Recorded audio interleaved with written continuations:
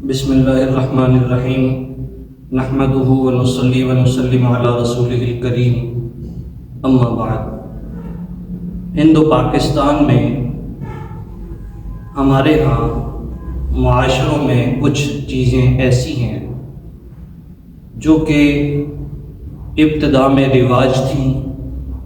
ابتدائی بنیاد ایک رسم کی بنا پر ادا کی جاتی تھی، اور آہستہ آہستہ وہ ایک عبادت کا تصور کیا جانے لگا۔ شروع میں اپنے بوڑھوں سے سنتے تھے کہ شب برات، جس کو پٹاخوں والی عید کہا جاتا تھا، اور ہم نے اپنے بچپن میں دیکھا کہ بڑے بوڑھے بچوں کو پٹاخے بجانے سے منع کرتے تھے۔ ان کی منع کرنے کی وجہ یہ ہوتی تھی کہ جو چیز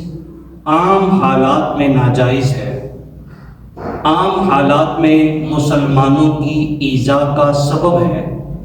عام حالات میں مسلمانوں کو تکلیف کا باعث بنتی ہے، وہ چیز کسی ایک رات کو مخصوص کرنا اور اسے پٹاخوں والی عید سمجھنا، یہ کسی بھی طریقے سے مناسب نہیں ہے، عقلاً بھی مناسب نہیں ہے، اور نقلاً تو اس کا ثبوت ہی نہیں ہے۔ تو بعض باتیں ہمارے معاشروں میں ایسی پھیلتی جا رہی ہیں اور اس کا رواج دن بدن ایسا بڑھتا جا رہا ہے کہ جو چیز دین نہیں، جو چیز عبادت نہیں، جو عمل ثواب نہیں، اسے ثواب سمجھ کر کیا جانے لگا ہے۔ مثال کے طور پر ان کاموں کی اصل بنیاد وہ رواج سے بنتی ہے۔ جب ہم یہ سمجھنے لگے کہ یہ ہمارے بڑوں کا وتیرہ اور طریقہ رہا ہے، ہم نے اپنے بڑوں سے یہ بات لی ہے، یقین جانیں کہ جب انبیاء کرام علیہم الصلوات والتسلیم لوگوں کو آ کر ایک اللہ کے سامنے عبادت کا تصور دیتے تھے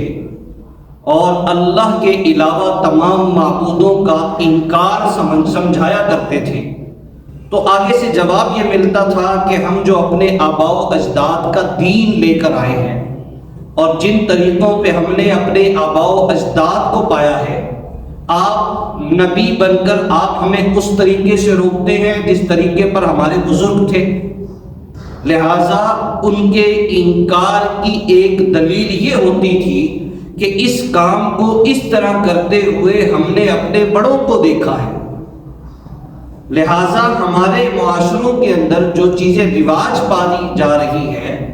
اس کے رواج کی ایک وجہ جب کسی کو سمجھایا جاتا ہے، بتایا جاتا ہے کہ یہ چیز دین نہیں ہے، یہ چیز عبادت نہیں ہے، یہ کام دور تک ثواب کا نہیں ہے، تو جواب یہ دیا جاتا ہے کہ جو ہمارے بڑے بوڑھے جو کام کرتے آئے ہیں، اگر یہ غلط ہوتا تو ان کی عقل یہاں تک نہ پہنچتی، اگر یہ عبادت نہ ہوتی تو ہمارے آباء و اجداد اس کام کو کیسے کرتے؟ تو اولاً تو یہ دلیل ہی باطل ہے کہ ہمارے بڑے بوڑھے یہ کام کرتے تھے، اور مطلقاً شب برات کو پٹاخے بجانا، ہنگامے کرنا، شور مچانا، اور کسی ایک جگہ پر یا اپنے گھروں کے اندر چند لوگوں کا مل کر اس رات کے جاگنے کو ثواب سمجھنا، یہ وہ باتیں ہیں جس کا دور تک شریعت سے واسطہ نہیں ہے۔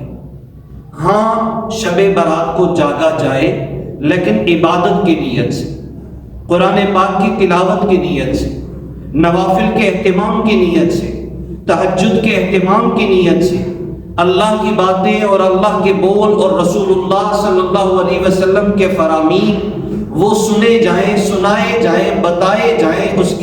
اس کا مذاکرہ کیا جائے، یہ عمل ایسے ہیں جو کہ دین ہیں اور اس پر عبادت کا ثواب ہے،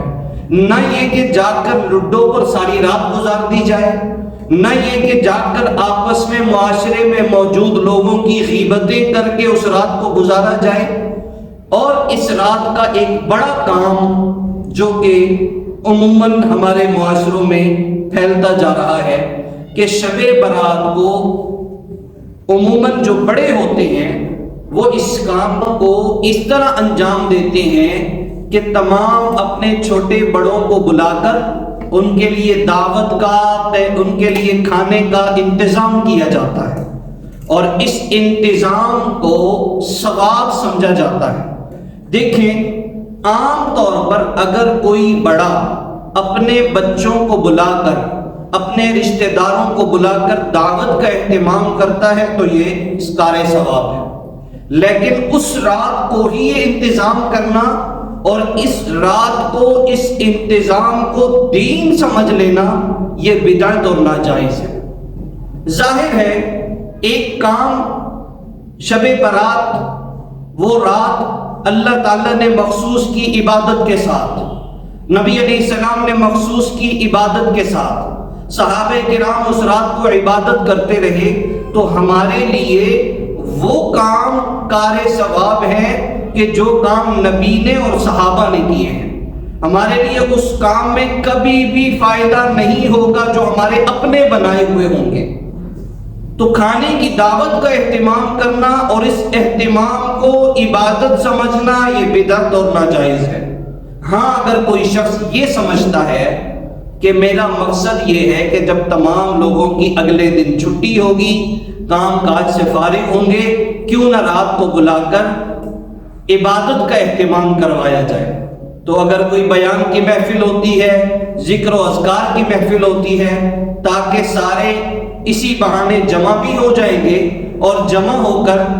اس کے بعد ظاہر ہے رات کے وقت بھوک لگتی ہے، اس بھوک کے خمیازے کے لیے، بھوک کے لیے وہ گھر کا بڑا ان کے لیے کھانے کا انتظام بھی کر دیتا ہے، لیکن اس کھانے کے انتظام کو دین نہیں سمجھا جاتا، بلکہ اس کا مقصد یہ ہوتا ہے کہ اب سارے آئے ہیں، اخلاقی طور پر کھانے کا انتظام کر لیا جائے، لیکن اس دعوت کو اور اس کھانے کو دین سمجھ کر کرنا یہ جائز نہیں ہے۔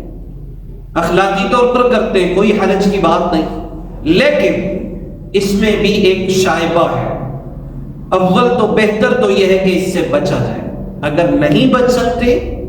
تو پھر اجازت دی گئی ہے، لیکن تقویٰ یہ ہے کہ ہر اس کام سے بچیں جس کام سے ہماری مشابہت پائی جائے اہل بدعات سے، اہل خرافات سے۔ وہ لوگ جو کہ گمراہ ہوئے، ان گمراہوں کے طریقے سے بچنے کی کوشش کی جائے۔ اہل بدعات، اہل خرافات، ان کی کوشش ہوتی ہے کہ چیدہ چیدہ مقامات پر ان کا جہاں بس چلے دین کا حلیہ بگاڑے اور دین کے اندر زیادتی کر دیں یا کمی کر دیں۔ تو ایسے اہل فہم کو چاہیے کہ وہ ایسے کاموں سے بچے جس کاموں میں غیر کا تشبہ، جس کاموں میں اہل بدعات کی مشابہت پائی جائے۔ اللہ تعالیٰ سے دعا ہے اللہ تعالیٰ ہم سب کو دین کا صحیح فہم نصیب فرمائے۔ السلام علیکم ورحمۃ اللہ وبرکاتہ۔